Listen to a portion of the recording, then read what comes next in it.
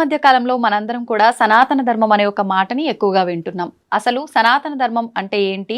సనాతన ధర్మంలో ఏం చెప్పబడి ఉంది? అది మనకి ఏ రకంగా ఉపయోగపడుతుంది? ఎవరికి తోచిన విధంగా వాళ్ళు చెబుతున్నారు? అసలు మేము ఏది పాటించాలి? ఏది వినటం వల్ల మాకు మంచి జరుగుతుంది? ఇలాంటి సందేహాలు ప్రతి ఒక్కరిలో ఉన్నాయి. దీనితో పాటు ఎక్కువగా ఆధ్యాత్మిక మార్గంలో ఉన్నవాళ్ళు ఆహారం తినే విషయంలో ఎలాంటి జాగ్రత్తలు పాటించాలి? ఇలాంటి సందేహాలు కూడా చాలా మందిలో ఉన్నాయి. మరి ఇటువంటి సందేహాలన్నింటినీ కూడా మనం నివృత్తి చేసుకునే ప్రయత్నం చేద్దాం. ఈ విషయాలన్నీ మనకు తెలియజేయడం కోసం ప్రస్తుతం మనతో పాటు ఉన్నారు శ్రీ సంత్ సదానందగిరి 109 బాబా. ఇప్పుడు వారితో మాట్లాడి ఈ సందేహాలన్నింటినీ కూడా నివృత్తి చేసుకునే ప్రయత్నం చేద్దాం. నమస్కారం స్వామీజీ. హరి ఓం. స్వామీజీ, ఈ మధ్య కాలంలో ప్రతి ఒక్కరు కూడా సనాతన ధర్మం అని చెప్పి మాట్లాడుతున్నారు. నిజంగా అంటే ఒక్కొక్కరు ఒక్కొక్కటి చెప్పడం వల్ల అసలు ఏంటి సనాతన ధర్మం, ఈ ధర్మంలో ఏముంది, అసలు సనాతన ధర్మం అంటే ఏంటి అనే ఒక క్వశ్చన్ మార్క్ కూడా ప్రతి ఒక్కరిలో తలెత్తుతుందనే చెప్పాలి. నిజంగా అసలు సనాతన ధర్మం అంటే ఏంటి ప్రభుజీ? సనాతన ధర్మము అనేది ఒక భవనము అనుకుంటే దానికి 4 మహత్తర పునాది స్తంభాలు ఉన్నాయి. ఇంకా వేరే ఎక్కడా లేని విధంగా ఒక స్తంభము వేదాలు, ఇలా చేయి ఇలా చేయకూడదు అని నిర్దిష్టంగా చెప్పే వేదాలు. రెండవది ఉపనిషత్తులు. ఈ మనుషుడు ఎవడు, జీవాత్మ పరమాత్మ అంటే ఏమిటి అనే విషయాల గురించిన బోధలు 1180 ఉండే ఉపనిషత్తులు కాలక్రమంలో లుప్తమైపోయి 108గా మిగిలినాయి. దానికి కొంతమంది ఒక తమాషా కథ చెప్తారు. రాముల వారు హనుమంతుల వారికి 1180 ఉపనిషత్తులు బోధించారు. ఆయన సూర్యుని దగ్గర విద్య నేర్చుకున్న మహానుభావుడు కాబట్టి అన్ని బుర్రలోకి ఎక్కాయి. మహాత్మా, యుగాలు మారుతాయి, ఎన్ని జనాలు బుర్రలోకి ఎక్కించుకోలేరు కదా అని అంటాడు. దాంట్లో నీకు ఇష్టం వచ్చినట్టు కొన్ని ఎన్నుకో అన్నాడు. హనుమంతుల వారు దాన్ని 108 ఉపనిషత్తుల కింద చెప్పి ఇచ్చారు. మనకు ఉన్నాయి ఇప్పుడు 108. శంకరాచార్యుల జమానా వచ్చేసరికి ఈ 108 ఉపనిషత్తులు కూడా వీళ్ళు పట్టుకోలేరు. నా ప్రస్థానత్రయంలో 10 ఉపనిషత్తులన్నా తెలుసుకున్నాడు చాలు అని ఆయన 10 ఉపనిషత్తులు పెట్టాడు. భగవద్గీత, బ్రహ్మసూత్రాలు ప్రస్థానత్రయంలో 2 అయితే 3వది దశోపనిషత్తులు. ఈ మూడిట్లో కొంచానికి కొంచెం ప్రవేశం ఉన్నవాడికే శంకరాచార్య పీఠాలలో ప్రవేశం. ఆ తర్వాత మిగతా జ్ఞానం అంతా వాళ్ళు బోధిస్తారు. అంతటి గొప్ప ఈ ఉపనిషత్తులు. అంటే ఆయన దాంట్లో గర్భోపనిషత్తు పెట్టలేదు. అది పెడితే మన వేదకాల పురుషుల శాస్త్రము ఎంత సైంటిఫికల్ అనేది తెలుస్తుంది. 108 ఉపనిషత్తులలో గర్భోపనిషత్తు అనేది ఒకటి ఉంది. అది ఆయన ఆయన పెట్టింది ఈశకేన కట ప్రశ్న ముండక మాండుక్య ఐతరేయ బృహదారణ్యక స్కందక అనే 10 ఉపనిషత్తులే పెట్టాడు. దాంట్లో బృహదారణ్యక అనేది పేరుకు తగినట్లు బృహత్ చాలా పెద్దది, చాలా చిన్నది ఓంకారం గురించి చెప్పే ఇది. నచికేతుని గురించి ఉండేది ప్రశ్నోపనిషత్తు. ఇట్లా అన్ని ఉపనిషత్తులు ఉన్నాయి. ఈ ఉపనిషత్తుల తర్వాత 18 ప్రధాన పురాణాలు.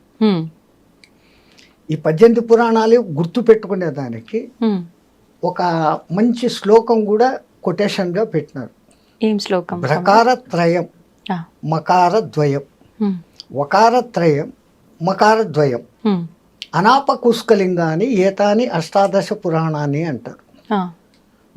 ప్రకారత్రయం అంటే బ్రహ్మపురాణము, బ్రహ్మ వైవస్వత పురాణము, బ్రహ్మాండ పురాణం. భకారద్వయము అంటే భవిష్యత్ పురాణము, భాగవత పురాణం. వకారత్రయం అంటే వరాహ పురాణము, వాయు పురాణము, విష్ణు పురాణం. మకారద్వయము అంటే మత్స్య పురాణము, మార్కండేయ పురాణం. ఆ తర్వాత అనాపకుష్కలింగ అని అన్నాడు.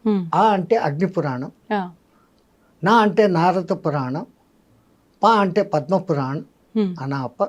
కూస్క, కు అంటే కూర్మ పురాణం, స్క అంటే స్కంద పురాణం. ఆ తర్వాత శిలింగ అని అంటాడు. శివపురాణం, లింగ పురాణం, చివరిది గరుడ పురాణం. ఆయన అది చివరిలో పెట్టేసరికి అది ఎక్కడో చదవకూడదు, సచినోళ్ళ దగ్గరనే చదవాలా. ఎవడైనా పురాణాలు చదవదలుచుకుంటే ముందు చదవాల్సింది గరుడ పురాణం. కానీ అందులో అంటే ఏ తప్పుకు ఏ శిక్ష అనేది క్లియర్ గా ఉంటుంది, అది తెలుసుకున్న కాంచి ప్రజల్లో భయం. సాక్షాత్ విష్ణుమూర్తి గరుడునికి చెప్పడంతో అది గరుడ పురాణం అని పేరు పొందింది. ఆహా. జనాలకు భయం జాస్తి కదా అవును. నరకాల గురించి. ఆ చింతనతో అది వద్దు, చచ్చిపోయిన వాళ్ళ దగ్గర చదవాల. అంతే, చేసే తప్పులు ఉన్నాయి కదా, కానీ భయం. ముందు అది చదివితే మానవుడు తప్పు లేకుండా ప్రవర్తిస్తాడుగా అవును. నరక భయానికన్నా. అవును ప్రభుజీ, అవును స్వామీజీ. అసలు దాని పేరే పురా నవం. ఎంత పాతదైతే ఎప్పటికప్పుడు నవంగా ఉంటుంది, కొత్తగా ఉంటుంది. దాని తర్వాత 4వ స్తంభము ఇతిహాస, ఇలా జరిగింది ఒకప్పుడు అని చెప్పబడినటువంటి భారత రామాయణాలు. ఇవి ఏవి చదవలేని వాడు కనీసం ఈ 2 చదివితే ఈ రెండిట్లో మొత్తం సారం ఉంది. అన్ని పురాణాల్లో ఉండేది. దాని పేరే మహాభారతం. అవును. భారతమం. ఆయన రాసినప్పుడు దాని పేరు జయ అని పుస్తకం రాసి దేవతల దగ్గరికి తీసుకెళ్ళాడు. ఓకే. నేను అన్నీ చేశాను, రాశాను, మీరంతా చూశారు, దీని కథ ఏమో చూడండి అంటే, ఇది వేదాల కన్నా గొప్పనా, ఉపనిషత్తుల కన్నా గొప్పనా అని అంటే, చూడండి అన్న. అప్పుడు ఒక తరాసు తెచ్చి తక్కడ దాంట్లో ఇది పెట్టి, ఈ దిక్కు వేదాలు ఉపనిషత్తులు అన్నీ పెడతా ఉన్నారు. అది మటుకు ఇదిగుంది. అప్పుడు ఇంద్రుడు ఆహా భారతమం అన్నాడు. భారత అనే పేరు దానికి వచ్చింది. భరతుడు పాలించినాడు, అందువల్ల ఇది భారతదేశం కాదు. ఆ ఇంగ్లీషోడు మన నెత్తిని రుద్ది పెట్టాడు. ఏ భరతుడు అనుకోవాలా? రాముని పాదుకలను పెట్టుకుని 14 ఏళ్ళు పరిపాలించిన భరతుడు ఒకడు ఉన్నాడు. తర్వాత ఋషభుని తమ్ముడు భరతుడు ఒకడు ఉన్నాడు. శకుంతల కొడుకు భరతుడు ఒకడు ఉన్నాడు. ఇంకా మన చంద్రవంశ సూర్యవంశ రాజ్యాలలో 2, 3, 4, 5 మంది భరతులు వస్తారు. అందుకు కాదు ఈ భారతదేశం వచ్చింది. భా అంటే భాస్వత, వెలుగు. వెలుగు అంటే జ్ఞానం. ఆ జ్ఞానము యందు సదా రతీయులై ఎవరు ఉంటారో వాళ్ళు భారతీయులు. ఆ భారతీయులు నివసించే దేశం భారతదేశం. ఇంత గొప్పతనం ఉన్న దేశం మనది. అందుకే ఇక్కడ సనాతన ధనం వెళ్ళి వీలేయడము, ఆ పరమాత్ముడు ఇక్కడే ఎక్కువ సార్లు జన్మ తీసుకోవడము జరుగుతుంది. రెండవది, భారతదేశ చిత్రపటం కొత్తది. ఇప్పుడు చూస్తే అది ఒక శివలింగం గుర్తులోకి ఇమిడిపోతుంది. దక్షిణ భారతదేశము, అండమాన్ నికోబార్లు, ఈ పక్క లక్షద్వీపు, పారాద్వీపులు ఉన్నాయి. ఇవన్నీ శివలింగం యొక్క పీఠం. గుజరాత్ నుంచి కలకత్తా, ఆ పక్క నాగాలాండ్ వరకు ఉండేది పానపట్టం. పైన ఉండేది శివలింగం. కాశ్మీరు శివలింగం. గంగా నది అక్కడ శివమాలయాలలో పుట్టి మనం అభిషేకం చేస్తే నీళ్లు లింగానికి చేస్తాం. పానపట్టంలో పడి అది గంగా సాగర్ దగ్గర కలకత్తాలో ఆ గంగ నీళ్లు సాగరంలో కలుస్తాను. అది పేపర్ ఉంటే మీకు డ్రాయింగ్ గీసి చూపిస్తే క్లియర్గా తెలుస్తుంది. ఇది ఇమాజిన్ చేస్తూ కూడా యూ కెన్ ఇమాజిన్. మిగతా ప్రపంచంలోని ఏ దేశము ఆ లింగంలోకి సెటప్ కాదు. ఒక్క భారతదేశానికే ఆ గొప్పతనం ఉంది. మరి ఇంత గొప్పదైన భారతదేశం భారతదేశం అని పిలువబడేదానికి ఇంకొక అర్థం కూడా ఉంది. ఏంటి స్వామిజీ? సంగీతమపి సాహిత్యం సరస్వతీ కుచద్వయం ఏకమాపాత మధురం అన్యదాలోచనామృతం అంటారు. అంటే మనం పాలు తాగే బిడ్డలమైతే మనకు పాలు ఇచ్చే తల్లి సరస్వతి. ఆ తల్లి ఒక స్తనపు పాలు సాహిత్యం అంట, సత్హితం. ఆ సాహిత్యం చదువుతున్నంతసేపు ఆనందం, చదివి పక్కన పెట్టేసి దాని గురించి ఆలోచన చేసిన ఆనందం. సుఖము సంతోషం కాదు, ఆనందం. సుఖము సంతోషం మనకు వస్తాండాయి పోతాండాయి, కానీ మనం ఆనందం అనుభవించడం లేదు. సంతోషం అంటేనే ఆనందం అని భావిస్తున్నాను స్వామీజీ. సంతోషానికి ఆపోజిట్ వర్డ్ దుఃఖం పక్కనే ఉందా? సుఖ దుఃఖాలు అంటున్నారు. అట్లాగానే రెండవది ఏమని చెప్పినారు మీరు? ఆనందం, సుఖ. సంతోషానికి విరుగుడు విచారం ఉందా? ఏసీ పెట్టుకున్నాడు సంతోషం, కరెంటు పోయింది వెంటనే ఓ పోయిందే అని విచారం వచ్చిన. ఆనందానికి నెగిటివ్ వర్డ్ చెప్పండి. లేదు.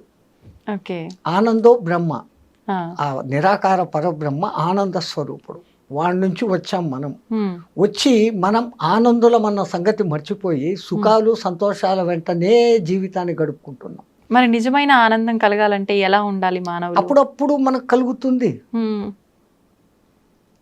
ఒక చిన్న పాప, ఒక 8-9 నెలల పాప, పండ్లు కూడా వచ్చి ఉండవు. హా. అది నిద్రలో కిసిక్క నవ్వుతుంది. ఉమ్. ఆ నవ్వును చూసినప్పుడు మీకు సంతోషమా సుఖమా? ఆనందం. అది అనిర్వచనీయమైన అవును, భావన. అవును. అది ఆనందం. ఇప్పుడు ఎక్కడో మీరు మైసూరుకు పోయి బృందావన్ గార్డెన్స్లో ఆ మ్యూజికల్ ఫౌంటైన్ దగ్గర పోయినారు రాత్రి 7 గంటలకు. అవును. ఆ లైటుకు సంగీతానికి తగినట్లుగా ఆ ఫౌంటైన్లు ఆడుతూ ఉంటే అప్పుడు మీకు సంతోషమా సుఖమా? సంతోషంగా అనిపిస్తుంది. ఆనందం.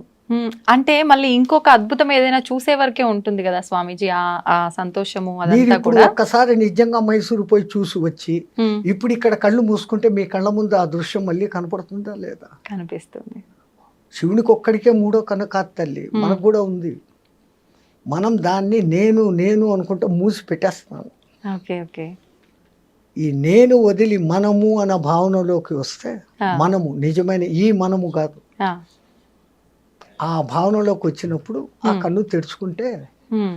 విశ్వమంతా ఆనందమయం. ఉమ్. తో సాహిత్యానికి ఆ శక్తి ఉంటే ఉమ్. సంగీతానికి ఇంకా గొప్ప శక్తి ఉంది. అవును. మంచి వేణునాదము, మంచి మృదంగనాదము, మంచి వీణానాదము హా. ఈ వింటూ ఉన్నప్పుడు మీకు తెలియకుండా ఇన్వాలంటరీగా మీ చెయ్యో తలో కాలో ఆడుతుంది. అవును. అంత మంచి సంగీతానికి 3 లక్షణాలు ఉంటేనే. ఉమ్. ఆ దిక్కుమాలిన విదేశీ డ్రమ్ మ్యూజిక్ కాదు, అది గుంటకాయలు డమాల్ డమాల్ అంటది, అవును, అవును. వెక్స్ వస్తుంది, ఉమ్. Year drums పగిలిపోతాయి. అవును.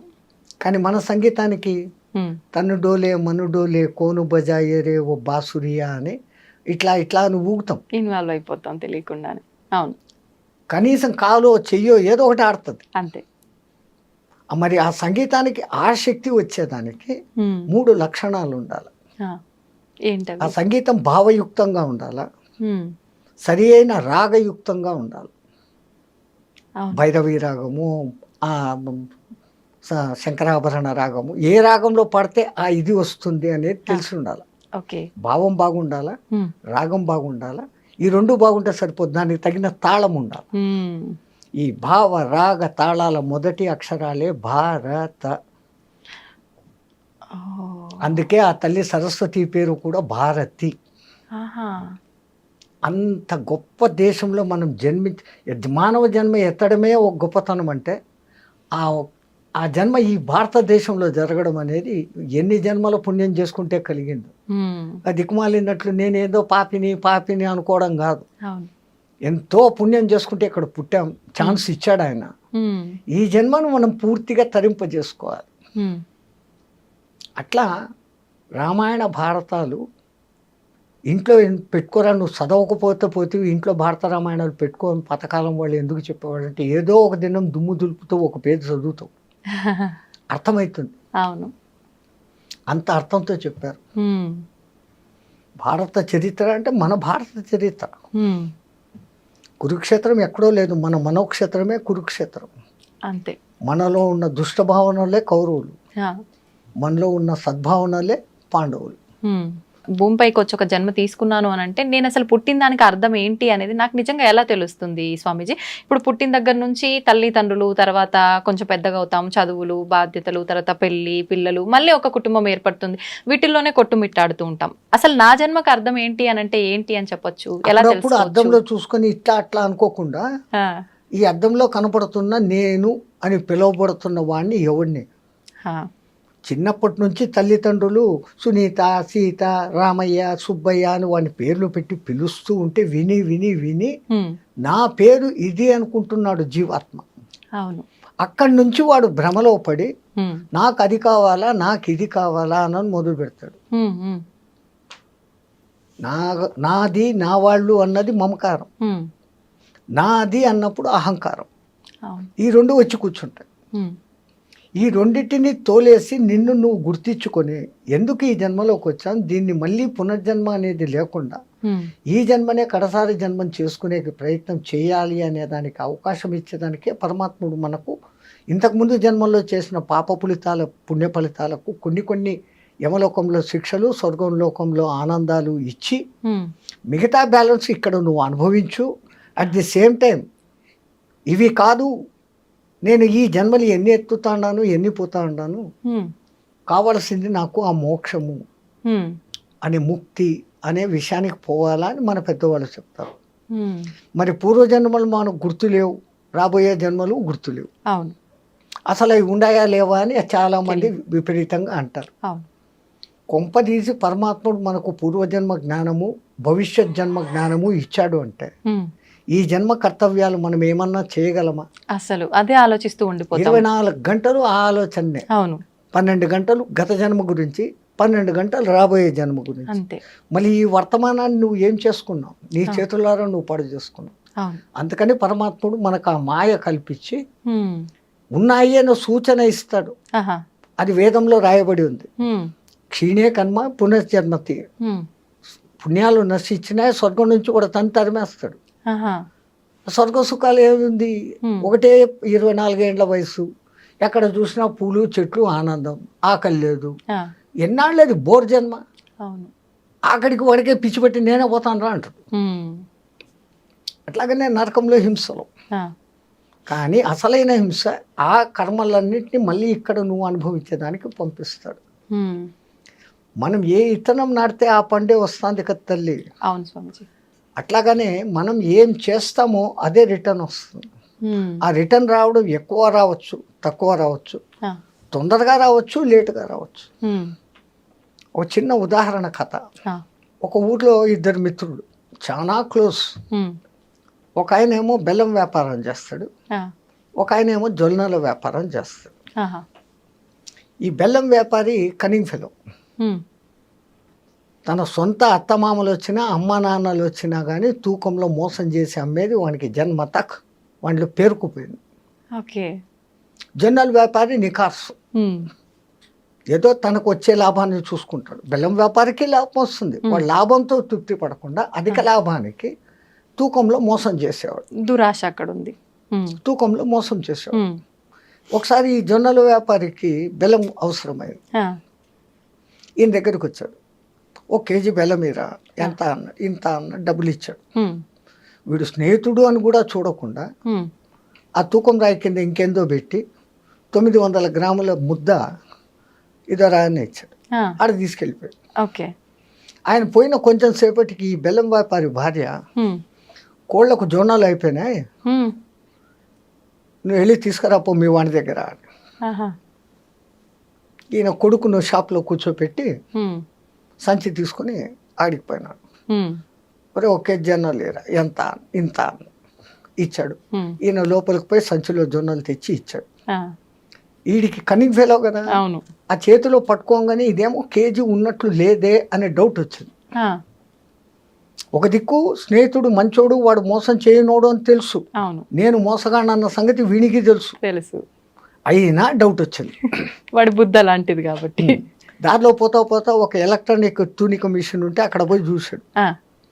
900 గ్రాములు అన్న అని మళ్ళీ ఇంకో 2-3 తీసుకొని వాడి దగ్గరికి పోయినాడు.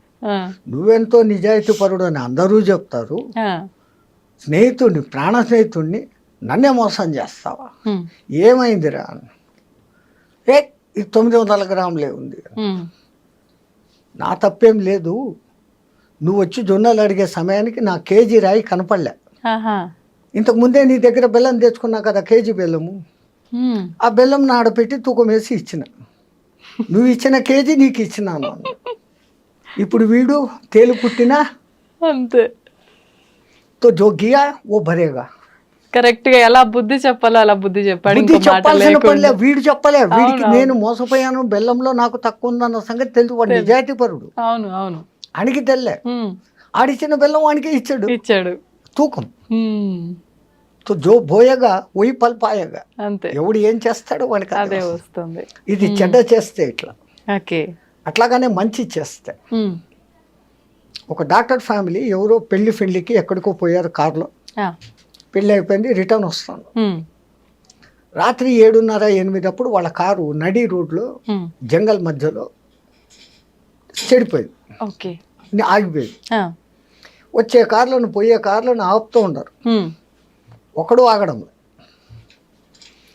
9 అయింది, 10 అయింది, వీళ్ళకు భయం, ఈ అడవిలో నుంచి ఏ జంతువులు వచ్చి చంపుతాయో, ఏం చేయాలా అంటున్నప్పుడు ఒక సైకిల్ మోటార్ వచ్చి వెళ్ళిపోకుండా వాడంతా వీళ్ళు ఆపకుండానే ఆపారు. ఏంటమ్మా ఇంత రాత్రి ఇక్కడ ఆగారంటే మా కారు చెడిపోయింది. మీ అదృష్టం, నేను మెకానిక్ను, బాయ్నెట్ ఎత్తండి అన్నాడు. బ్యాగ్లో ఉన్న తన టూల్ బ్యాగ్స్ తీసుకున్నాడు. ఒక అరగంట పోరాడి దాన్ని రిపేర్ చేసి రెడీ చేశాడు. వీళ్ళు నాయనా మా ప్రాణాలు కాపాడావు, నీకెంత రిపేర్ ఛార్జ్ అందో చెప్పు, దానికి 2 ఇస్తామని. నేను మెకానిక్నే, మెకానిజం చేశా, నా షాపుకి వచ్చి చేస్తే నేను ఛార్జ్ తీసుకుంటా. ఆపదలో ఉన్నవాడిని దగ్గర నేను పైసా తీసుకోను, ఇది మానవుడికి మానవుడిగా చేసిన సాయం, దీంట్లో నేను డబ్బులు తీసుకోను అన్నాడు. అటు బండి వేసుకొని వెళ్ళిపోయాడు. వీళ్ళు వెళ్ళిపోయారు. ఓ 4 years ఈ డాక్టర్లు ఇంకా ఇంకా ఫేమస్ అయిపోయినారు. ఒకరోజు ఒక క్రిటికల్ కేసు వచ్చింది. వాళ్ళు ఆ కేసును చూడంగానే కనుక్కున్నారు, మాకు రిపేర్ చేసిన మెకానిక్ ఈడే అని. ఆయనకి యాక్సిడెంట్ అయ్యి తల ఛిద్రం అయిపోయాడు, బతికే ఛాన్సులు లేవు. వేరే హాస్పిటల్కి తీసుకుపోతే మేము చేయమని అంటే ఇక్కడికి తీసుకుని వచ్చారు. వీళ్ళు మంచి ఫేమస్ కదా. వాళ్ళు చూసి వాళ్ళ శాయశక్తులు అన్నీ ఉపయోగించి కోమాలోకి ఇంకా చచ్చిపోయినాడు అనుకున్న వాడిని ఎట్లాగో అట్లా లేక బతికిచ్చారు. ఒక 4 నెలల తర్వాత ఆయనకి మంచి స్పృహ వచ్చింది, బాగైంది ఆరోగ్యం. నన్ను ఇంత బాగా చేసిన ఆ డాక్టర్లను చూడాలా, నేను మెకానిక్గా బాగా లక్షలు సంపాదించుకున్నా, వాళ్ళు ఎంత ఫీజు అడుగుతారు, నన్ను ఇన్ని రోజులు ఐక్యూలో పెట్టిరి, అది చేసిరి ఇది చేసిరి, ఇన్ని ఆపరేషన్లు చేసిరి, అసలు మళ్ళీ మనిషిని మామూలు చేసిరి. నా దగ్గర ఉన్నదంతా ఇచ్చి వాళ్ళ రుణం తీసుకోవాలా, వాళ్ళని ఒకసారి చూడాలా. వాళ్ళు 2 వచ్చారు. అయ్యా మీ ఫీజు ఎంత అయిందో చెప్పండి, దానికి డబుల్ నేను ఇస్తాను, నా ప్రాణాన్ని నిలబెట్టారు. నువ్వు చెప్పిన మాటలు గుర్తుండయా అన్నాడు. మీరెవరు అన్నాడు. 4 ఏళ్ల కింద ఆ కార్లో అడవిలో మేము ఉంటే మమ్మల్ని కాపాడావు, ఇప్పుడు మేము డాక్టర్లమే, కానీ ఆపద సమయంలో ఉన్న నిన్ను మమ్మల్ని నువ్వు కాపాడావు, ఇప్పుడు నేను మిమ్మల్ని కాపాడా, మీ దగ్గర నేను 1 పైసా తీసుకోను అన్నాడు. కర్మఫలాలు అంతే. అందుకే అంటారు ఏది చేస్తే అది వస్తాను, ఇందాక మీరు కూడా చెప్పారు, అది నిజమని అర్థం అవుతుంది దీన్ని బట్టి.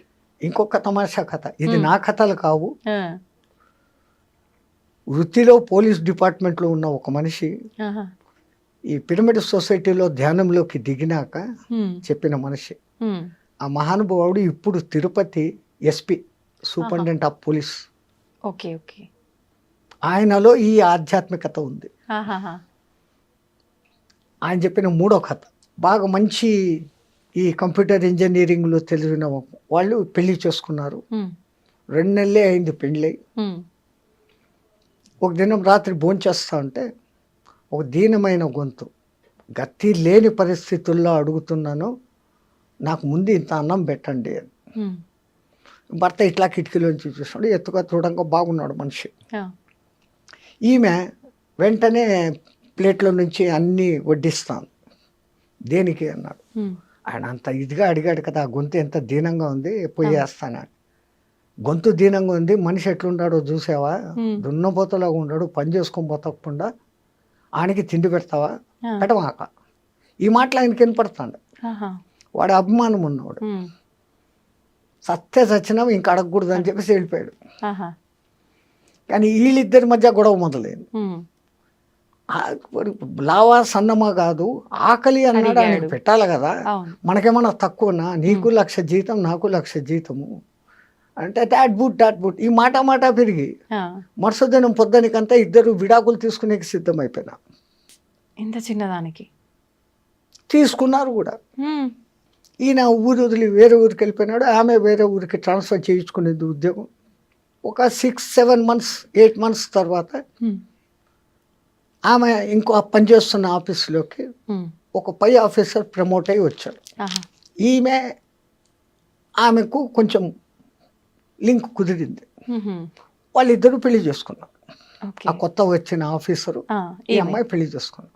ఆ పెళ్ళైన 2 నెలలకి ఇళ్ళు భోంచేస్తా అంటే మళ్ళీ ఒక దీనమైన గొంతు వినపడింది, అమ్మా భౌతి భిక్షాం దేహి. వెంటనే ఆ మొగుడు అన్నాడు, మనం రోజు తింటానే ఉన్నాం, ఫ్రిడ్జ్లో ఉండేది ఏదో ఇంత తింటాము, ఉమ్, ముందు మన 2 ప్లేట్లలో ఉండేదే ముందు ఆయన కడుపు నిండా పెట్టు అన్నాడు. ఉమ్. ఆ మొగుడు చూస్తే అట్లా, ఈ కొత్త మొగుడు ఇట్లా, దేవుడు నాకు సరైనది ఇచ్చాడు, వాడిని పంపించేశాడు, మంచిదైంది అని అనుకొని సంతోషంగా అంతా కట్టి ఉమ్. అది తీసుకొని పోయి వేసేటప్పుడు వాడి ముఖం చూసింది. చూసేసి వేసేసి కళ్ళు మూసుకొని ఏడుచుకుంటూ వచ్చింది లోపలికి. కొంపదీసి ఈయన మొదటి మొగుడు. కనుక్కున్నారు. ఎందుకు ఏడుస్తాడావు, ఇమ్మన్నాను వేసినావు కదా, ఇంకేంది ఎందుకు ఏడుస్తాడా అంటే, వాడు నా మొదటి భర్త అండి అన్నాడు. అయ్యో. ఈ నవ్వి ఎరిదానా, నేను కూడా నీకు గుర్తుపట్టావా అన్నాడు.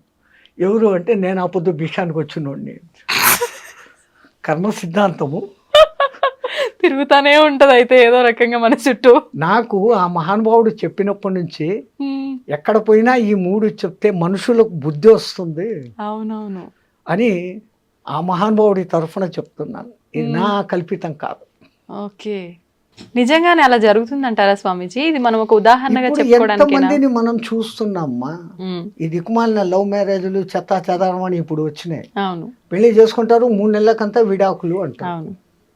ఏమైతుంది మళ్ళీ ఉమ్, అంటే వీళ్ళకు లవ్ అనే అర్థం నిజంగా తెలియదు, ప్రేమ అంటే ఏమో తెలియదు.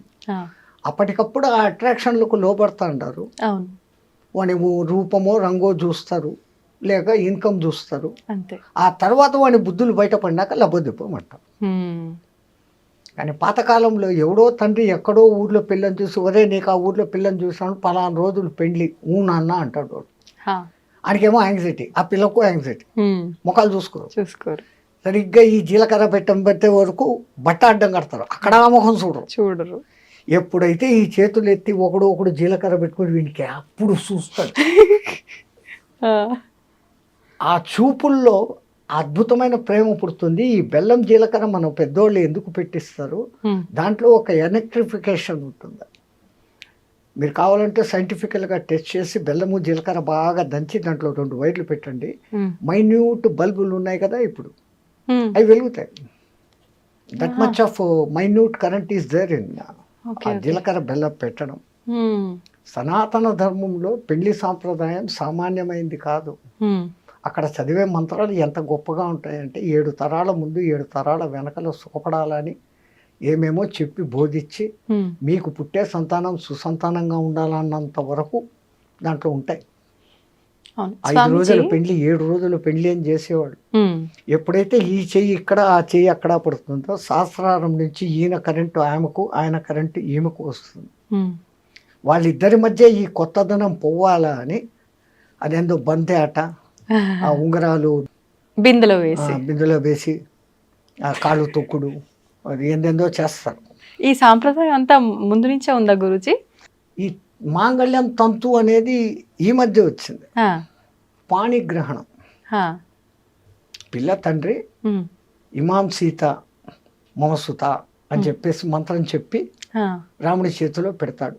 ఉమ్, నా సీత చెయ్యిని నువ్వు గ్రహించు అని. పాణిగ్రహణం, ఓకే. పాణి చెయ్యి, ఉమ్, పాణిగ్రహణం, ఆహా, అది పెళ్ళైపోయారు. ఓకే. ఆ తర్వాత అగ్ని చుట్టూ 7 సప్తపది నడిపిస్తారు. ఉమ్, 7 అడుగులు కలిసి నడుస్తే వాడు వీడైతాడు అనేది కాదు. ఉమ్, 7 జన్మల బంధం మీ మధ్య ఏర్పడుగాక అనే దానికి 7 చుట్లు అగ్ని సాక్షిగా ఉమ్, ఉమ్, అది చూపిస్తాం. ఉమ్. అప్పటి కాలంలో మీరు అన్నట్టుగా అంటే మా తాతలు అమ్మమ్మలు ఆ కాలం నాటి వాళ్ళైతే ఇప్పటికీ అలా కలిసిమెలిసి ఉండే వాళ్ళు ఉన్నారు, మంచిగా చిలుక గోరెంక లెక్క, ఎంత పెద్దవాళ్ళు అయినా సరే వయసులో. కానీ ఈ తరం వాళ్ళు మీరు అన్నట్టుగా ఆ పెళ్లి బంధాన్ని ఎంత చేయాల్సిన విధంగా చేసినా కూడా ఎందుకని కలిసి ఇగో ఉండలేకపోతున్నారంటారు? ప్రాబ్లం. ఉమ్, పాతకాలంలో ఆ యుగో లేదు. ఉమ్, రెండవది, వాళ్ళు నా వాళ్ళు, నేను వాళ్ళకు కష్టపడి పెడుతున్నాను అన్న భావన వాళ్ళలో ఏ మూల ఉండేది కాదు. ఉమ్, ఉమ్, మీరు అన్నట్లు పాతకాలంలో అందరికీ ఆవులు ఉండేటి, లేదా గొర్రెలో బర్రెలో ఉండేటి. అవును. ఆ మహాతల్లి ఆ టయానికి లేచేసి ఉమ్, వాటి ముందు పశువులు చాలా శుభ్రం చేసి, ఇంటి ముందు కళ్ళాపి చల్లి ముగ్గులేసి, ఆ రోజు చేయాల్సిన టిఫిన్కు ఇడ్లీ రుబ్బాలంటే రుబ్బి, అవును. ఇడ్లీలు పొయ్యిలో కాల్చి చేసి, ఉమ్, ఈ గ్యాసులు గ్యాసులు బోసులు లేవు. లేవు, అవును. ఆ పొగ కంట మస్ట అన్నిటినీ భరిస్తూ ఉమ్, ఆ బయట వంట పాత్రలు, బయట వంట చేసే పొయ్యి వంట బయట పొగ ఇంట్లో పారాకూడదని ఇంటి బయట వంట ఉంటుంది. ఆ, వీళ్ళేమో ఇంట్లోకి రావాలా పోవాలా ఎన్నిసార్లు తిరుగుతారు? అవును, చాలా సార్లు. అంత తిరిగి అంత కష్టపడి వాళ్ళకు పెడతా ఉంది. కాబట్టి ఆ తల్లి శరీరం అంత భద్రంగా ఉండేది. ఇప్పుడు ఏమి అన్నిటికీ మిషన్, అంతే. మిక్సీ, ఇడ్లీలు, కుక్కర్, అదేందో గ్రైండర్, బైండరు అన్నిటికీ వచ్చినాయి. సూర్యరశ్మి వంట మీద పడ్డం లేదు, మూత పెట్టి అందులో కుక్కర్లో పెట్టి చెత్త తిండులు తింటున్నాం కాబట్టి ఈ రోగాలు, ఈ డిఫరెన్స్లు, ఈ ఈగో పెరిగిపోతున్నాం. మనం తినే ఆహారమే మన మనస్సు. సాత్విక ఆహారం తిన్నోడు సాత్విక లక్షణాలతో ఉంటాడు.